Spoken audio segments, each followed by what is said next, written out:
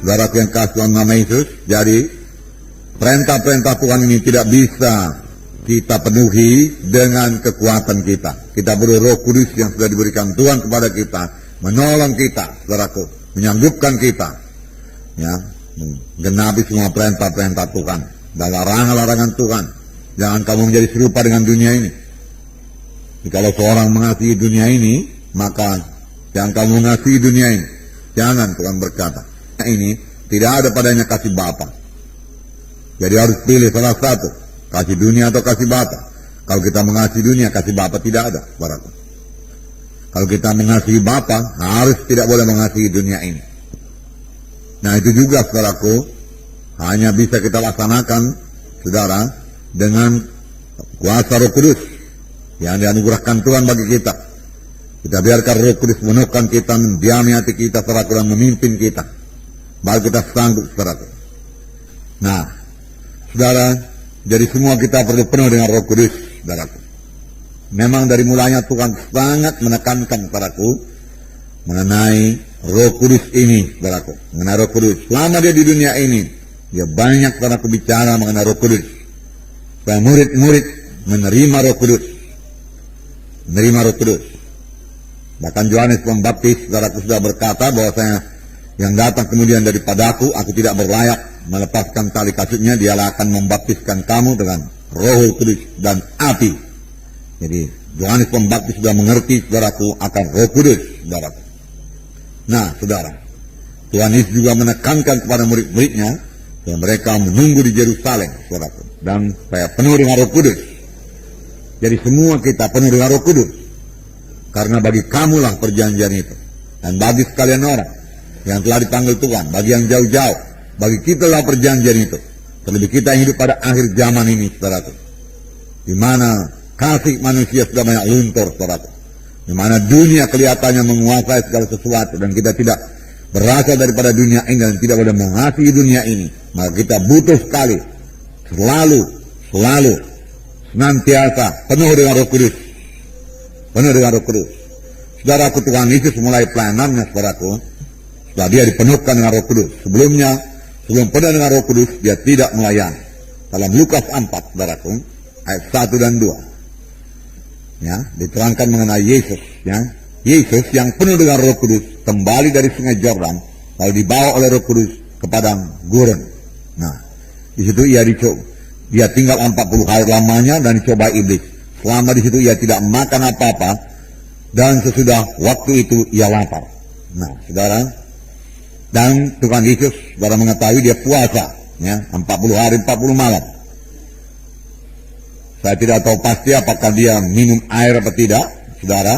Tetapi di sini hanya dikatakan bahwasanya ia lapar, dia tidak makan apa-apa.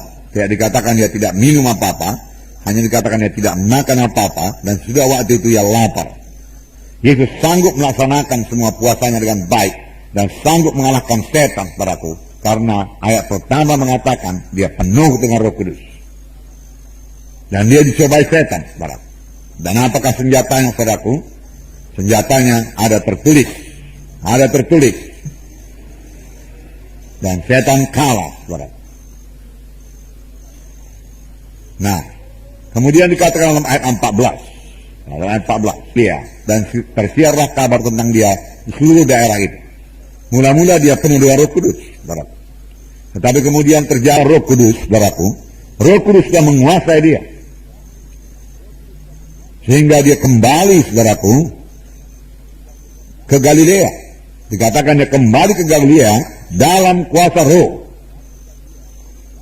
Nah, saudara, demikian juga, saudaraku, dalam hidup kita. Ya, tidak cukup hanya penuh Roh Kudus, saudaraku, tanpa, saudaraku, membiarkan Roh Kudus mengatur hidup kita, memimpin hidup kita, melengkapi kita, saudaraku. Saudara, tidak sekedar penuh saja kemudian bahasa Roh, tidak, saudaraku. Tetapi kita biarkan Roh Kudus memimpinkan kita. Kita biarkan Roh Kudus menguasai kita. Kita biarkan Roh Kudus memberikan karunia-karunia-Nya bekerja dalam pelayanan kita. Dan kita biarkan Roh Kudus mengurapi kita.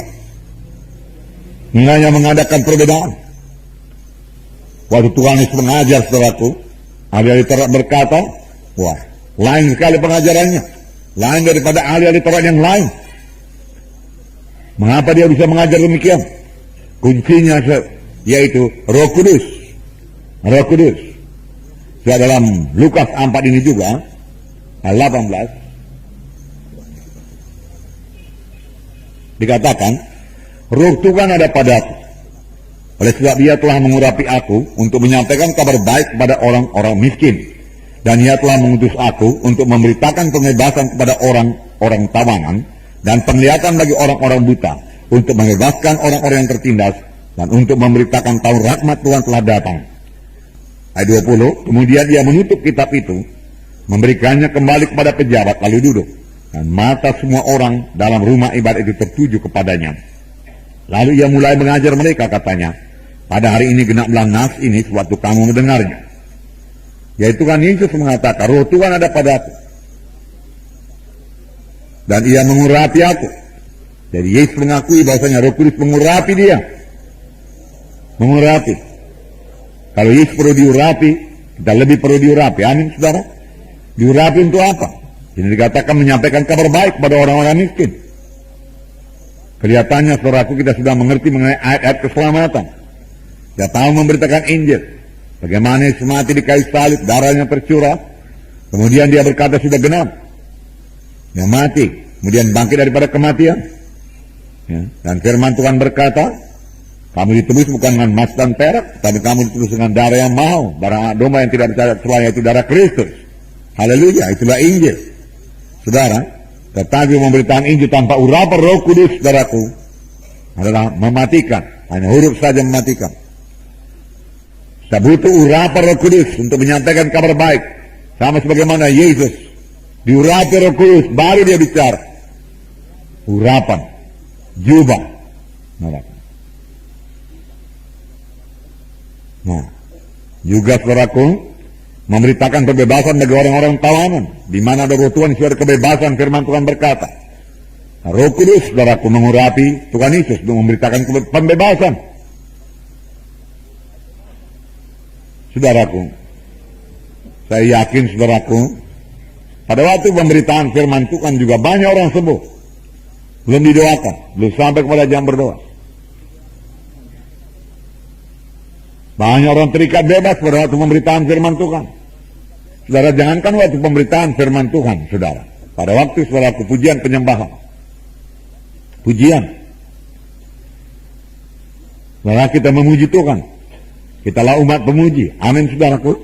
Memuji Tuhan. Mengapa kita puji Tuhan? Karena apa yang telah diperbuatnya bagi kita. Karena perbuatan tangan yang besar. Kita puji Tuhan.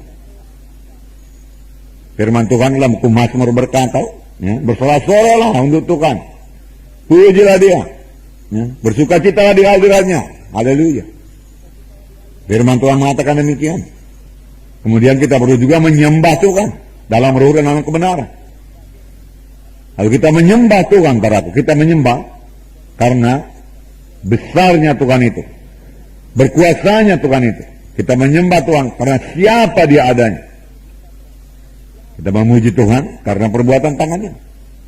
Kita menyembah Tuhan karena Tuhan itu besar. Karena siapa Dia? Dia Tuhan ajaib, ya, besar dan perkasa Allah kita. Raja Daud berkata, laut-laut, dia katakan bergemuruh, ya, memuliakan Tuhan. Puji Tuhan. Nah, waktu pujian dan penyembahan, mereka yang betul-betul diurapi Tuhan, saya yakin banyak orang sembuh, banyak orang bebas. Amin, saudara. Nah, oleh sebab itu perlu sekali saudara diurapi Tuhan. Dalam pelayanan saudara di kelompok saya, saudara, tentunya mau jiwa-jiwa datang dan diselamatkan, saudaraku. Datang dan dilepaskan. Saudara mau jiwa-jiwa itu berubah, saudaraku.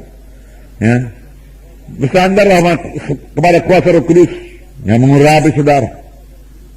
Urapan sebenarnya artinya yaitu kehadiran Roh Kudus. Kehadiran Roh Kudus untuk mengurapi saudara. Kehadiran Roh Kudus untuk menjamah hati jiwa-jiwa yang hadir. Sehingga mereka mengerti firman Tuhan. Sehingga mereka menerima firman Tuhan. Sehingga mereka menerima kuasa Tuhan. Haleluya, saudara. Puji Tuhan.